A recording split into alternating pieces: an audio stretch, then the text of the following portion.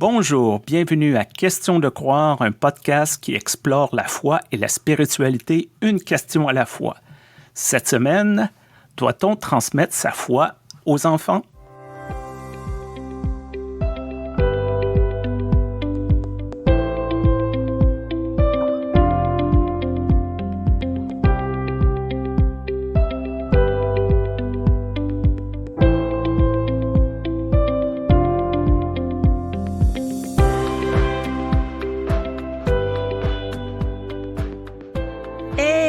Aujourd'hui, on n'est pas juste toi et moi, Stéphane. Je crois qu'on a une invitée, une guest star.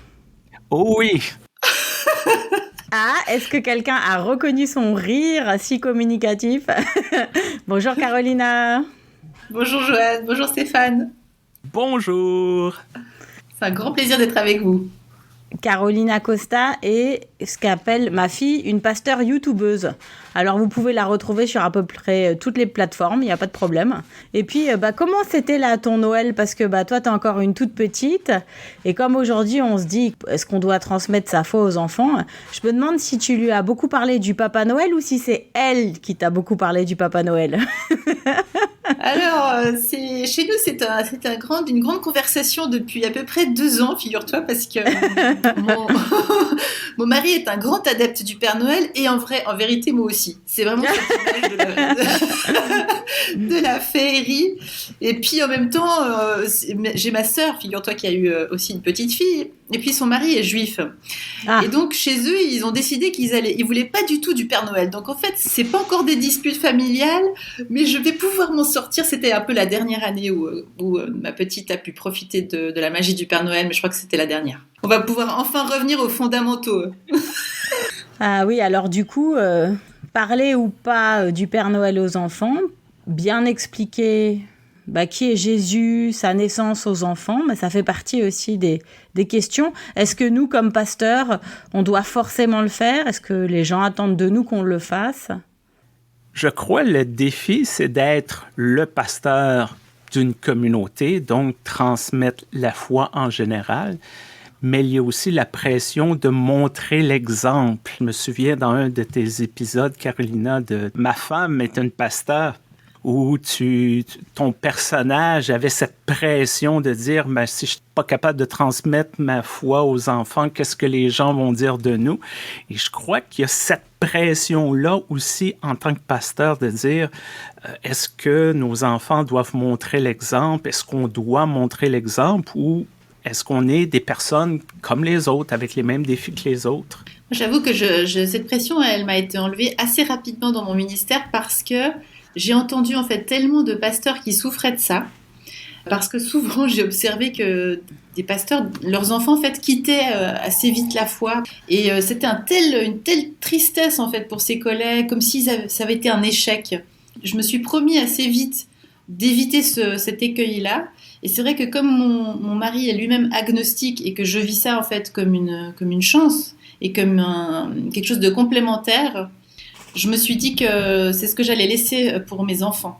Et c'est vrai que ma grande, qui a 12 ans, qui a eu 12 ans là en décembre, elle, très très vite, en fait, elle a marqué une nette différence. Elle a voulu dire, moi, Dieu, je sais pas trop, je me pose des questions. Et elle a plutôt suivi son père sur le côté cartésien, logique, la science. Donc lui, il partage beaucoup ça avec elle.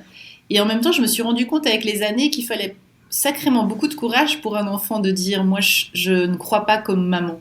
Il y a comment les autres perçoivent notre métier, notre mission, notre vocation, et comment nos enfants de l'intérieur le perçoivent. Alors moi, c'est vrai que c'est une période assez flamboyante de ma vie d'un point de vue hétéro-chrétien, hétéronormatif chrétien, c'est-à-dire très très normatif. C'est que j'ai ma fille aînée qui a commencé sa théologie à Strasbourg. Alors évidemment, les gens me disent alors que fait ta fille? Puis je suis un peu empruntée, surtout s'il y a des collègues autour, parce que je vois, j'ai pas de crédit à me donner là-dessus. Je dis, elle fait théologie. Oh, bravo, vous avez bien élevé vos enfants, etc., etc. Mais la vérité, c'est que notre fille, il y a quelques semaines, et si tu m'entends, Marisol, tu sais que je parle de toi, tu as l'habitude, et elle nous dit, vous savez, moi, je vais peut-être devenir pasteur, Mais alors, certainement, ni comme papa, ni comme toi. Jamais de la vie. Ouais, c'est un peu marrant, ce concept de troisième voix. Voilà, elle trouvera sa voix, quoi. Ah bah, puisqu'on est sur l'imprégnation et l'inspiration, quels sont finalement les moyens que, par exemple, toi, tu utilises ou tu as utilisé, Stéphane, en catéchèse, qu'elle soit, je sais pas s'il y a une catéchèse scolaire à Québec ou bien, en tout cas, dans la paroisse. Bien sûr, Carolina et moi, on est des convertis au Godly Play, donc on va t'abreuver de notre de notre saint nectar, mais peut-être de notre conversion. Mais toi, tu as vécu quoi en paroisse? En paroisse, c'est un peu différent. D'abord, moi, je suis de la génération qui a eu l'enseignement religieux à l'école, de ce qui ne se fait plus maintenant. Le Godly Play est très populaire dans le milieu anglo-saxon, comme vous devez vous en douter. Chez les francophones, c'est surtout une question de nombre. Il y a de l'éducation aux enfants. Ça prend différentes façons, différentes formes, mais ça demeure quand même un défi de trouver des bonnes ressources, des ressources pour aider les enfants à trouver leur chemin qui est culturellement pertinent. Ça demeure un défi pour plusieurs et il y a des parents qui regardent les paroisses, qui disent « aidez-nous ». Et certaines paroisses, certains pasteurs sont un peu embêtés, se grattent la tête de dire « bon, qu'est-ce qu'on fait avec tout ça ?» C'est un défi. Mais vous, chers collègues, quelle est votre expérience? Moi, peut-être j'ai juste envie de partager une chose tout à fait sincère. C'est vrai que là où je vis, puis par rapport à mon agenda, je me suis posé la question, est-ce que je vais inscrire mon aîné au catéchisme? Et alors, j'avais pas tout à fait forcément trouvé ce qu'il me fallait. Bon, c'est aussi pas une question d'horaire, parce que dans l'église protestante de Genève, il y a déjà des personnes qui en faisaient depuis un moment. C'est comme ça que je l'ai découvert aussi. Mais c'est vrai que j'avoue que c'est pour ça que je les avais pas inscrites avant. Et je pense que j'ai bien fait. Parce que je sais qu'Anna, elle aurait pas eu, en fait, ce qu'elle cherchait, qui était un lieu d'échange, de discussion, pour pouvoir poser des questions, parce qu'elle en avait plein. Ce que permet le Godly Play, je trouve.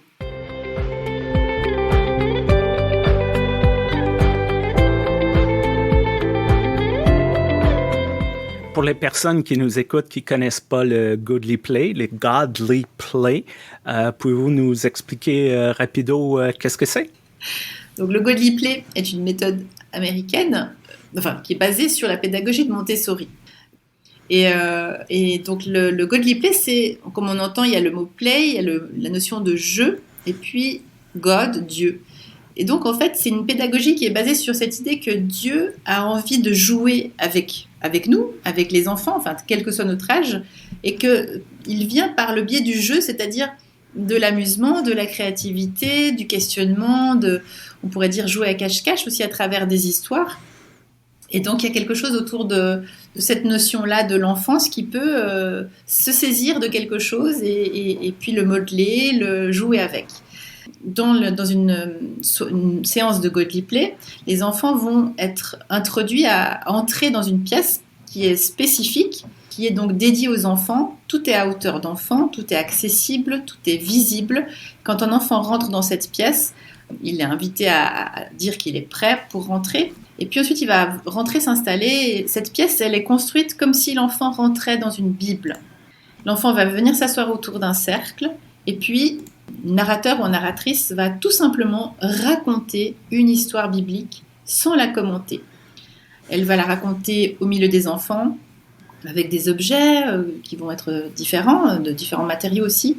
Et puis, les enfants vont être invités à échanger, discuter sur quelques questions que la narratrice ou le narrateur va poser à la fin. Et ce temps de dialogue permet aux enfants d'échanger librement. Donc, ils ne reçoivent pas un enseignement direct. Moi, j'aime bien dire, ils sont enseignés par la parole. C'est-à-dire que c'est la parole, le récit qui va rentrer en dialogue immédiatement avec les enfants. Il n'y a pas d'interférence entre les deux. Et c'est ça qui est beau, en fait. Donc, les enfants ont un contact direct avec le mystère et peuvent l'apprivoiser et jouer avec, justement. Et puis, à la fin de l'histoire, et du temps de questionnement, il y aura un temps de travail, d'intériorisation.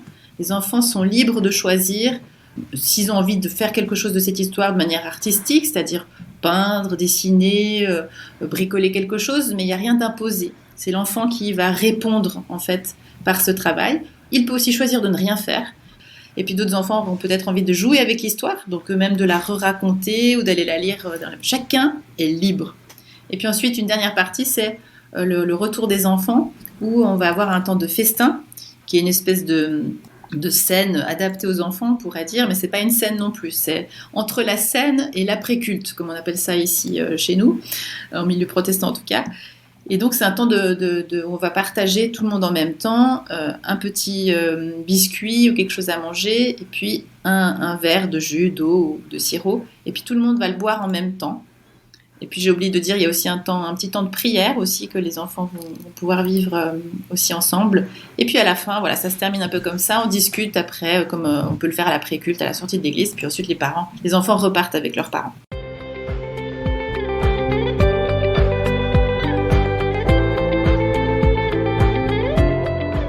La méthode plus cadrée Godly Play, c'est vraiment que l'espace soit réservé aux enfants. Et je dois dire que d'un point de vue théologique, c'est quand même très beau comme renversement parce que nos églises sont vraiment conçues pour et par des adultes. Et de dire, écoutez, il y a un espace maintenant qui est pour les enfants à leur hauteur, à leur niveau et où ils peuvent manipuler. Donc on reconnaît la Montessori.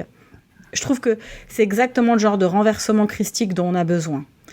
Et cet espace est pour les enfants. Il y a le ou la narratrice, le ou la portière qui demande toujours le consentement de l'enfant. Se rappeler que les enfants ne sont pas là pour être modelés du tout, ils sont là, c'est plutôt une graine qui va pousser, et puis la Bible va lui amener cette part d'eau, et puis la création de lumière, et puis nous, notre amour. Es-tu prêt, es-tu prête, c'est le consentement.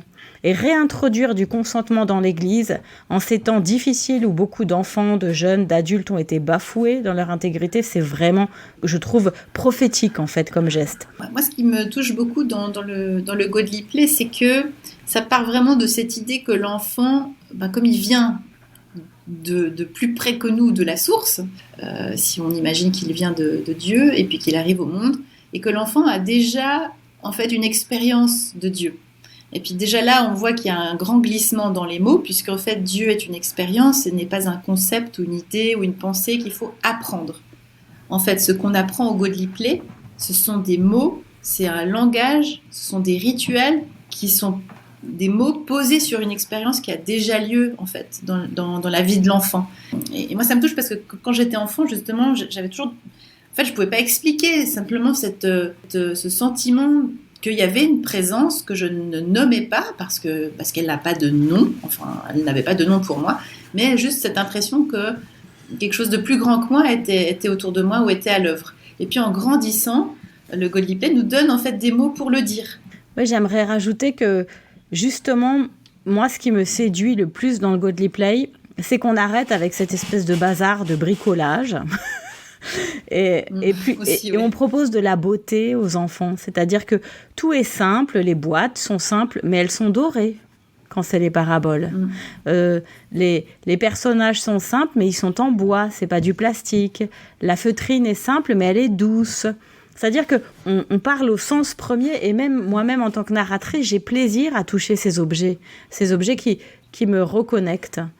Et contrairement au bricolage qui, moi, m'agace, m'énerve, la colle, ça me colle les doigts, après je me coupe le doigt, après je m'énerve en fait, moi, sur un bricolage. En plus, à la fin, je trouve que le mien est moche et je peux pas m'empêcher de comparer aux autres. Là, il y a plus de comparaison en fait. Chacune reçoit l'histoire, répond ou pas aux questions d'émerveillement et après la séance, peut travailler avec l'histoire. Et ça, je trouve formidable.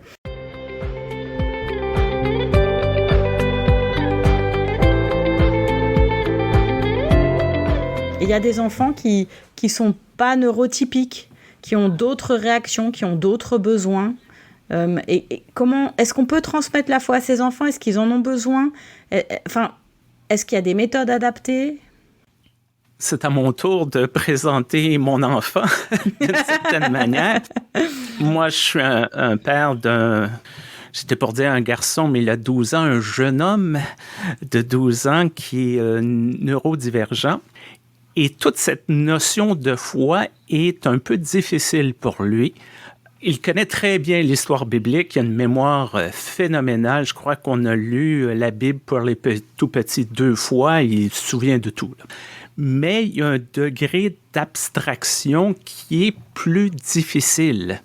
Dieu est dans le ciel, il adore l'astrophysique, donc il me dit, mais à quel endroit exactement? Est-ce que c'est la ceinture d'astéroïdes? Est-ce que c'est le nuage de Oort?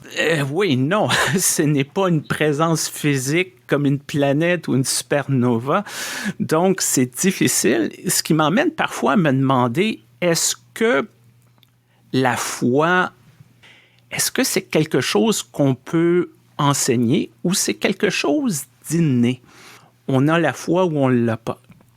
On peut essayer, on peut, parce que la nouvelle année arrive, en faire une résolution de la nouvelle année, mais est-ce que cette foi, on la cultive chez nos enfants parce qu'elle est déjà là, ou est-ce qu'on l'enseigne? Alors moi, peut-être pour emmener encore sur un autre terrain, ou peut-être dans le prolongement de ce que tu disais, Stéphane, puisque c'est un domaine que j'ai aussi découvert. Alors je pense que c'est ce que vous mettez derrière le mot neurodivergence, c'est comme les hypersensibles, les hyperesthésiques, etc. Et c'est vrai que dans notre famille, on est ça. Et en fait, ce que j'ai découvert par ce biais-là, qui est hyper intéressant, donc il semblerait que ça représente à peu près 25% de la population, et souvent, en fait, ces personnes-là, elles ont une sensibilité accrue à la spiritualité. Mais justement, la spiritualité dans un sens très large, non codifié, parce qu'il y a une espèce d'intuition assez indiscutable. D'ailleurs, c'est quelque chose, parfois que j'hésite à dire, mais c'est vrai que depuis l'enfance, pour moi, il y a quelque chose d'indiscutable sur l'existence de Dieu, même si j'ai pu en douter, mais diverses expériences que j'ai pu faire dans ma vie, c'est quelque chose qui pour moi est une espèce d'évidence. Alors on dit mais on peut pas dire ça parce que c'est pas quelque chose qu'on peut absolument savoir. Mais justement c'est pas quelque chose que je sais par le mental, c'est quelque chose que je ressens. Et j'ai en fait découvert en m'intéressant un peu plus sur ce sujet que justement les personnes de ce type d'hypersensibilité peuvent avoir en fait des ouvertures spirituelles très fortes. Et donc je comprends ça. Alors en fait ça m'a beaucoup touché ce que tu as dit, Stéphane, sur ton fils, parce qu'en fait j'ai reconnu du coup la mienne aussi, la grande, pour qui c'est très compliqué d'entrer là-dedans. Et parce qu'il y a trop de questions qui se posent, et c'est très proche justement de son papa. Alors que la petite Chloé, c'est complètement différent. Je vois chez elle la même expérience que je retrouve chez moi depuis l'enfance, c'est-à-dire elle me demande tout le temps. Le soir, je vais vous dire, ça fait des soirs et des soirs que nous, donc chaque fois le soir, on se met pour lire l'histoire, et puis je dis, qu'est-ce qu'on lit ce soir? Les histoires de Dieu, les histoires de Dieu.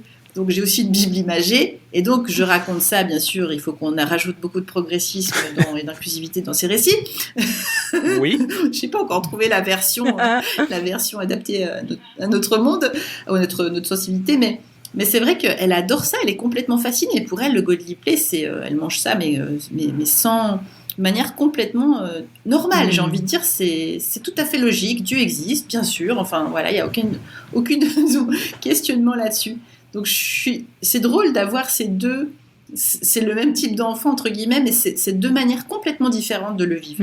Et peut-être en adoptant cette philosophie ou en se rapprochant de cette manière de penser, ça peut enlever de la pression chez certains parents. On peut enseigner les histoires de la Bible, on peut enseigner les valeurs de Jésus, mais de se mettre cette pression de dire il faut que mon enfant soit croyant, croyante, aller à l'église, faire tous ces sacrements, de faire tous ces étapes d'enseignement dans la foi, le catéchisme, ainsi de suite. C'est peut-être un peu trop. J'ai entendu des parents dire ici, en Amérique du Nord, une des formules souvent employées pendant les baptêmes que moi j'ai rejetées, c'est les parents, au moment du baptême, s'engagent à amener les enfants à la confirmation. Et il y a des gens qui disent j'ai fait cette promesse-là, tu vas aller à ta classe de confirmation parce que j'ai donné ma parole, que tu veuilles ou que tu ne le veuilles pas. Et souvent, ça donne des histoires en en pleurer tant que c'est terrible. Au lieu de dire on va essayer de grandir dans la foi, on va essayer d'apprendre les histoires, on va essayer de devenir de meilleures personnes en suivant le message de Dieu. Mais je trouve que quand même, il y a justement cette notion de transmission de la foi, je pense qu'elle est fausse en fait. On ne transmet pas la foi. On transmet un langage, on transmet des rituels, on transmet une religion en fait. Mais la foi, c'est quelque chose qui est très intime et personnel, et ça, je suis convaincue que ça ne se transmet pas. Ça se partage. Oui. Mais on peut pas... après, on peut susciter quelque chose, susciter une rencontre, une expérience avec Dieu, telle que nous, on l'a vécue. Mais il y a effectivement de multiples chemins qui conduisent à cette expérience, et elle n'est pas exclusive chez nous. J'aime beaucoup. Je me dis des fois, mais au fond, peut-être que ma grande, en fait, ce qu'elle vit avec moi, ça ne répond pas justement à son besoin à elle. Elle va le trouver ailleurs. Et il y a quelque chose de puissant quand tu dis de partager sa foi. Ça va au-delà des mots, ça va au-delà des enseignements. Souvent, on dit, est-ce que tu la vis, ta foi, dans ta vie de tous les jours, au bureau, à l'épicerie, peu importe. Et les enfants remarquent ce que leurs parents font, ou leurs grands-parents, ou les adultes autour d'eux. Et même s'ils n'ont pas les mots exacts, ils comprennent que, ah oui, aider son prochain, c'est une bonne chose.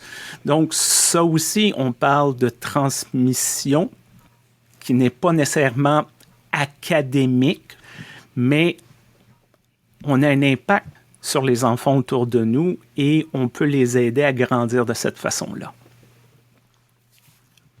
Tu sais, je suis en train de me dire en t'écoutant, Stéphane, en fait, depuis un moment déjà, j'arrête pas de penser à cette phrase Jésus n'a pas dit transmettez la foi, il a dit aimez-vous les uns les autres. On en revient exactement à ça en fait. C'est aimons nos enfants et ce sera le plus beau témoignage de qui est ce Dieu, cette présence dans nos vies. Ouais. Amen. Drop the mic. Là, vraiment, Carolina, vraiment, quoi, hein, je veux dire. Ah ouais. Qu'est-ce qu'on veut dire après ça? Non, c'est bon. Moi, je m'en vais. Salut, allez, ciao. Et c'est ainsi que se conclut l'épisode d'aujourd'hui sur Transmettre la foi à nos enfants.